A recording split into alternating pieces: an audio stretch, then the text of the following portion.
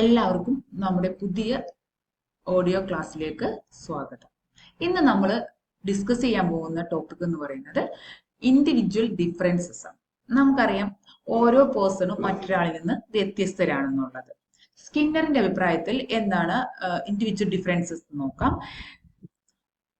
Individual differences are the variations from one person to another on any psychological characteristics. ഒരു person മറ്റൊരാളിൽ നിന്ന് വ്യത്യസ്തനാകുന്നത് ഏതെങ്കിലും രീതിയിലുള്ള psychological ക്യാരക്ടറിസ്റ്റിക്സിലുള്ള വ്യത്യാസം കൊണ്ടിട്ടായിരിക്കാം.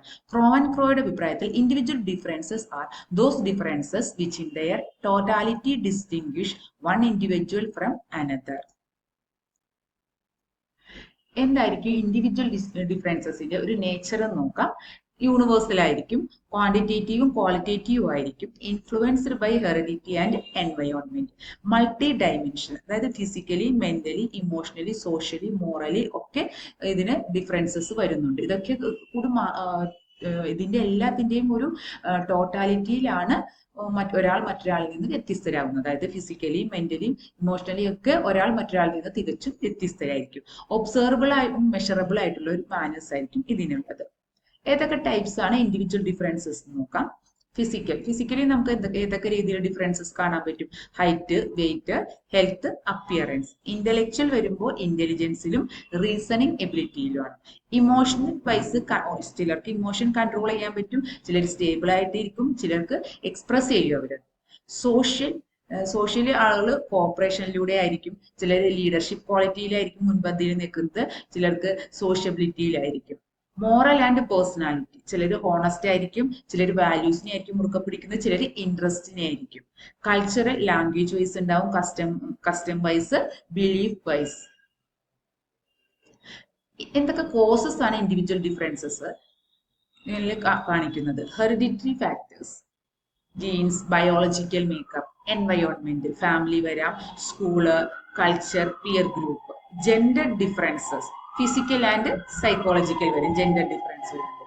Social and economic status, അവർക്ക് കിട്ടുന്ന ഓപ്പർച്യൂണിറ്റീസും ലൈഫ് സ്റ്റൈലും അനുസരിച്ചിട്ട് ആളുകൾക്ക് ഡിഫറൻസസ് ഉണ്ടാകാം. എഡ്യൂക്കേഷൻ ആൻഡ് എക്സ്പീരിയൻസ് എന്ന് പറയുമ്പോൾ ലേണിങ്ങിലൂടെയും അവർക്ക് കിട്ടുന്ന എക്സ്പോഷറിലൂടെയാണ് ഒരാൾ മറ്റൊരാളിൽ നിന്ന് വ്യത്യസ്തരാകുന്നത്.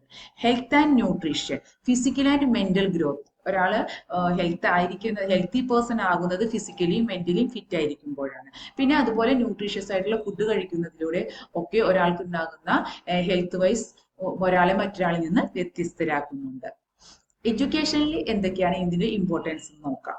Helps teachers understand learners better, ഒരു ടീച്ചറെ സംബന്ധിച്ച് കുട്ടികളെ നല്ല രീതിയിൽ മനസ്സിലാക്കാൻ സാധിക്കും individual ഡിഫറൻസസിലൂടെ.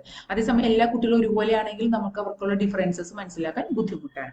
Adapts teaching methods to meet diverse needs, ഓരോ കുട്ടിക്കും ഉള്ള അവരുടെ നീഡ് അനുസരിച്ചിട്ട് നമുക്ക് പുതിയ ടീച്ചിങ് മെത്തേഡ്സ് ഒക്കെ സ്റ്റാർട്ട് ചെയ്യാൻ പറ്റും. സപ്പോർട്ട് ഇൻഡിവിജ്വലൈസ്ഡ് ഇൻസ്ട്രക്ഷൻ, നമുക്ക് അവർക്ക് ഇൻഡിവിജ്വലൈസ്ഡ് ആയിട്ടുള്ള ഒരു ക്ലാസ് റൂം ആക്ടിവിറ്റീസ് ഒക്കെ കൊടുക്കാനായിട്ട് സാധിക്കും. Promote inclusive and equitable learning, AIDS curriculum planning and assessment. ഇതൊക്കെ കുട്ടികളെ സംബന്ധിച്ച് നല്ല രീതിയിൽ മുമ്പോട്ട് വരാനും അതുപോലെ അവരുടെ ലേണിംഗ് കപ്പാസിറ്റി ഉയർത്തിക്കൊണ്ടുവരാനും ഒരു ടീച്ചറെ സംബന്ധിച്ച് ഓരോ കുട്ടിയും ഉണ്ടാകുന്ന ഡിഫറൻസസ് വളരെ അത്യാവശ്യമാണ്.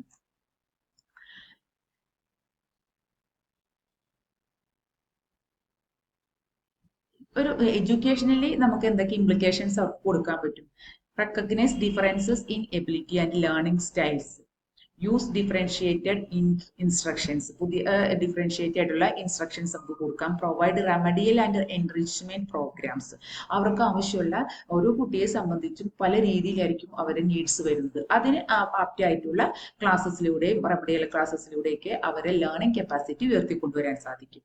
Foster positive class room environment, ഒരു ക്ലാസ് റൂം എന്ന് പറയുകയാണെങ്കിൽ പോസിറ്റീവ് വൈബ് ഉള്ള ഒരു ക്ലാസ് ആയിരിക്കണം, എങ്കിൽ മാത്രമാണ് അവിടെ ഇരിക്കുന്ന സ്റ്റുഡൻസിന് നല്ല രീതിയിൽ ആ ഒരു ടീച്ചർ പറയുന്നത് ക്യാച്ച് ചെയ്ത് പോകാനായിട്ട് സാധിക്കുള്ളൂ.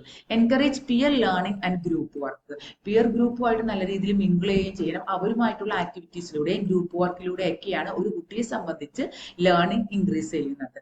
കണ്ടിന്യൂസ് ഇവാലുവേഷൻ ആൻഡ് ഫീഡ്ബാക്ക്, അവർക്ക് കണ്ടിന്യൂസ് ആയിട്ടുള്ള ഇവാലുവേഷനും ഫീഡ്ബാക്കും നമ്മൾ കൊടുത്തുകൊണ്ടിരിക്കുക. ഒരു ടീച്ചറിന്റെ റോൾ എന്തൊക്കെയാണെന്ന് നോക്കാം. Identify individual differences early. നേരത്തെ തന്നെ കുട്ടികളുടെ ഇൻഡിവിജ്വൽ ഡിഫറൻസസ് ഒരു ടീച്ചർക്ക് കണ്ടെത്താനായിട്ട് സാധിക്കും. Use flexible teaching strategies. അവർക്ക് ആപ്റ്റായിട്ടുള്ള ടീച്ചിങ് സ്ട്രാറ്റജീസ് നമ്മൾ കൊണ്ടുവരിക. Provide guidance and counselling. അവർക്ക് വേണ്ട ഗൈഡൻസും കൗൺസിലിങ്ങും ആവശ്യമുള്ള സമയത്ത് ടീച്ചേഴ്സ് കൊടുക്കുക. Encourage self confidence and motivation.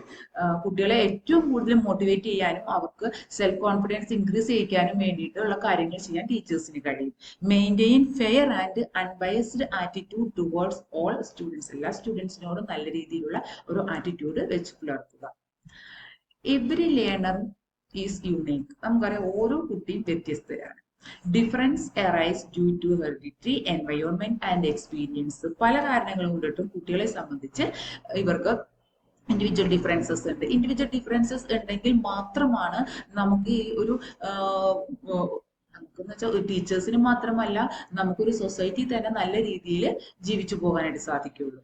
Understanding and addressing individual differences improves learning outcomes and class room harmony.